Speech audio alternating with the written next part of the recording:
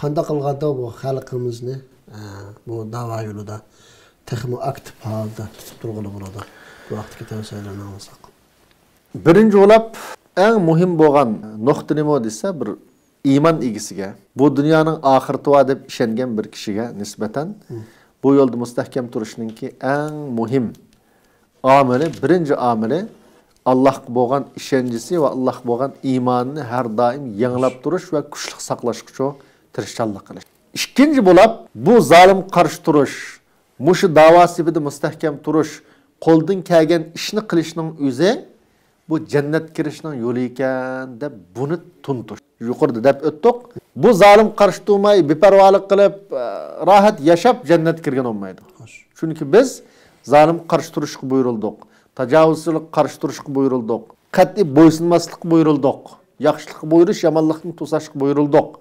Allohning bu buyruqlarini ijro qilmay turib, yoki buni ko'ngil bilmay turib jannatga kirmaymiz. Ya'ni ikkinchi eng muhim omil, har qanday bir musulmon mu'min jannat kirman deydi ekan, qanday qilish lozim desa, bu da'vo yo'lida mustahkam turish lozim.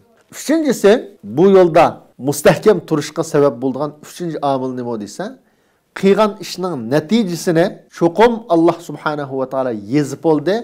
Men buning mukofotini ko'rman degan ishonch bilan harakat qiling. Men ota-onamni qutqizish uchun harakat qildim, dushmanni rasvo qilish uchun harakat qildim, vatanning mustaqilligi uchun harakat qildim. Ya'ni nurg'un ishni qildim. Shu aniq bo'lish kerakki, bizning ota-onamiz turmudan chiqmabdi. Masalan, vatanimiz mustaqil bo'lmabdi. Zolimningki zulmi to'xtab qolmabdi, yana davomlashibdi. Mushunda davomlashganligi bizning qilgan ishimizning natijasiz bo'lganligi emas. Biz shu qadamni bosgan vaqtda, zolim qarshi qadamni bosgan vaqtda Alloh subhanahu va taolo bizning daftarimizga yezib oldi. Uning mukofotini, uning savobini Alloh subhanahu va taolo yezib oldi. O zulm tükkan vaqtda biz g'alaba qila olsak, uningdan keyin mukofotlanadigan, bo'lmasa mukofotlanmaydigan ish yo'q. Biz Allah buyurganni qo'limizdan kelishicha kuchimizni aymay tirishchanlik qilamiz.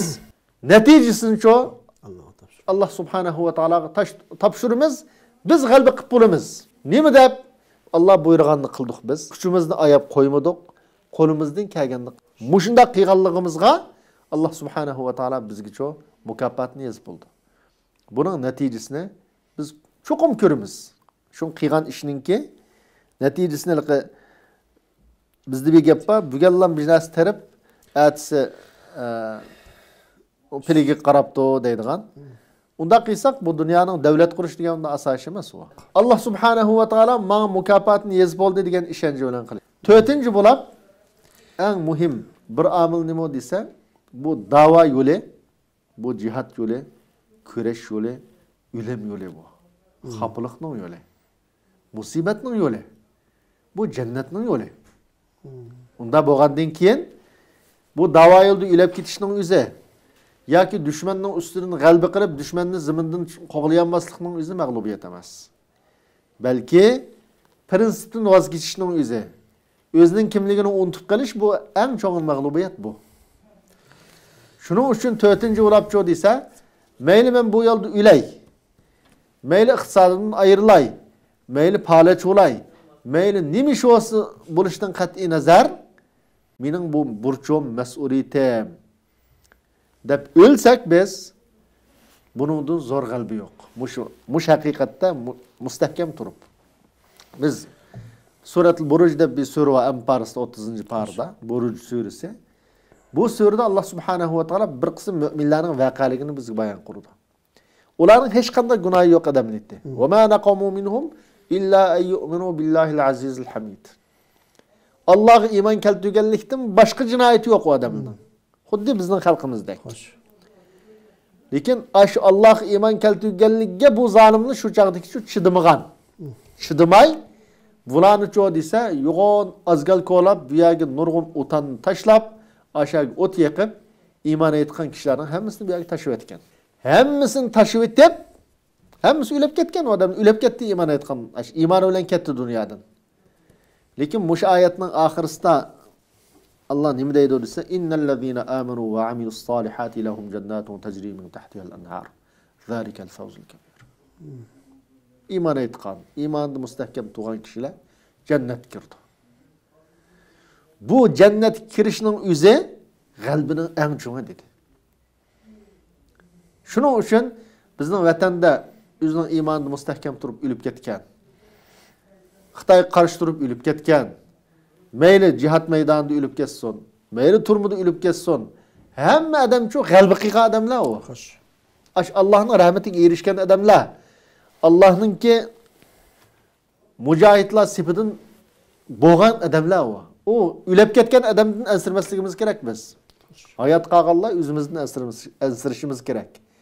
Men nima ish bilan qanda yerda, qanda maydonda o'laman deb buningdan ansirishimiz kerak. O'lganlar Allohning rahmatiga erishib bo'ldi, jannat kirib bo'ldi ular. Haqiqiy qalbiga erishib bo'ldi. Unda bo'lgandan keyin bizlar vatanimizda xalqimiz o'lib ketdi. Bir qism odamlar chet eldagi shunda mustaqil o'rnimiz deb harakat qilib, shunga bizning xalqimizni o'qildi, bo'qildi, vatanda bunda o'ltirib etdi. Shunda harakat qilmagan bo'lsa, shu ketgan bo'lsa, o'ltamaydi deydigan odamlar yo'q emas. Ya'ni bular men ayda deganlarga masalan dedim necha 37-yili masalan ash Mamtali Tavfiqilni, ash nurg'un ziyoli olimni ko'ydigan vaqtda shu chaqda bir chet elda harakat qilayotganlar bormi? Albatta yo'qdi. Lekin bu yerda zulm va ishg'oliyat va bu ishg'oliyat kuchi har qanday vaqtda shu o'zi besib olgan xalqni yo'qdi demdi u. Yoki o'ziga o'xshash qilishga tirishidi. Agar u g'oyaga yetamiz shu, buni o'ltirib yo'qdiman deydi. Tarixda ham bu zulm chet eldagi odamlarning harakat qilishi bilan bo'lib qolgan bir ish emas. Ishg'ol bo'ldi ekan, ishg'ol bo'lgan yerda shu. Bulapmı komünizmdek bunda mustabid bir hakimiyet ostida qolgan xalq cho'qim zulmga duch keladi.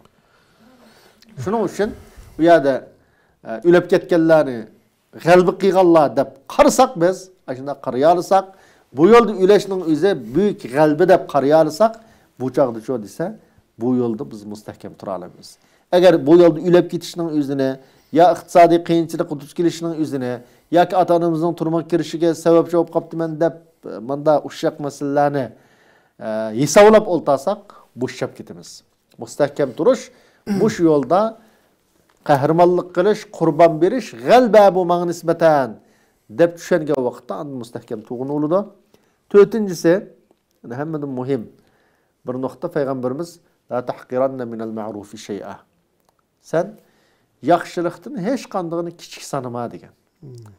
Yuqorida biz deb o'tdik. Muşu işgalçıga, muşu müşrik, muş zalimga qarşı turuşdummu bekrak yaxşılık yok. Bu bek çoğun yaxşılık bu. Bu zalimga qarşı turuş yönüdeki her qandaq işni kichik sanmasligimiz kerak. Qo'limizdan nima ish kelsa shuni qilamiz, bu kichik ish emas bu. Bu kichik ish emas. Shuning uchun biz qilayotgan ishlarimizni qat'iy kichik sanamaslik, bir iş qila olsak şu zalim qarşı mayli so'zlayayli, biznes yazalayli, ya tayyorlik qilayli, ya bir balimizni shu yo'lda tarbiyalash kuch qirayli. Har qanday ish qilsak, ma ish cho'ng ish ma o degan tushunchir bo'lsak, biz zerikib qolmay qila olamiz. Agar bu ishning qanchalik foydasi bo'ladi deb qalsaqchi, bu chaqda suyib qolamiz. Shunga bu nuqtaga alohida diqqat qilinish kerak. Peygamberimizin yana bir hadisi var.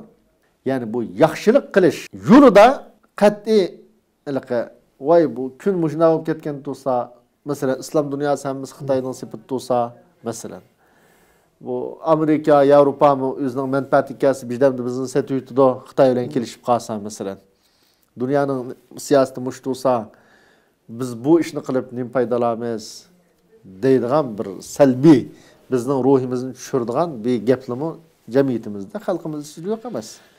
Peygamberimiz ne dedi dese? İza qamet sa'a ve fi yedi ahadikum fasila fa in istata'a en yagrisha falyagrisha dedi. Kıyamet bolsa, yani kıyametin alameti görülüptü zaten göz aldığımızda. Kıyamet bulaptı, kıyamet başlanıptı. Sılının burununun kolda bir tal bir jırığı varken, küçük bir üsümlük, küçet varken, muş küçetni kıyamet buruştun burun onu yagi tikişke kudret yetse onu tikivasın. Kıyamet olavazsa nim paydası var bunu tikkendinke. Bunun ya men ya qush hech narsa foydalanmaydi deb buni tashlab qo'ymasin. Balki bu ko'chatni cho tikib olsin da'vatir. Buningdan bu bizga nima dars berdi desa, ey musulmon, sen hayot vaqtingda qo'lingdan bir ish keldigan vaqtda qo'lingdan nima ish kelsa, bu kun hayot manda tursa, dunyo qiyomat bo'lashdimi cho'ng bir afat yo'q hamda. Cho'ng bir musibat yo'q insonga nisbatan. Uningdan tuvandagi hamma musibat selishtirgan vaqt kichik. Bu dunyoninki musibat xafliqlarini deb qilmoqchi bo'lgan yaxshiligingni qo'lingdan keldigan ishni tashlab qo'yma demoqchi bizga payg'ambarimiz. Ma hadis orqali. Shuning uchun biz xalqimizning cho desa, qat'iy umidsiz bo'lmay, har qanday vaqtda umidvor bo'lib, men nima ish qilsam buning birinchi bo'lib men zodi mukofotini ko'rib bo'ldi ekanman buning. Natijasini ko'rib bo'ldi ekanman. Allohning rahmatiga erishdi ekanman degan mush tushuncha va mush ishoncha bilan cho zalim qarshi turishda, da'vo yo'lida mustahkam turishga xalqimizni chaqiriq qilamiz. Tabii bu so'rindan Allah subhanahu va taolo bizni shunday vatandan qanday kuchli iroda bilan chiqqan bo'lsak, shu irodamizni saqlab qolishga, bu shab ketganlarmi bugungi bo'layotgan bu G'azzadagi, Falastindagi bo'layotgan bu kurashdan alohida bir ilhom olib, texmucho buningdan keyin o'zining iymonini, dushmanga bo'lgan nafratini yengilashga Allah subhanahu va taolo hammamizni nasib qilsin.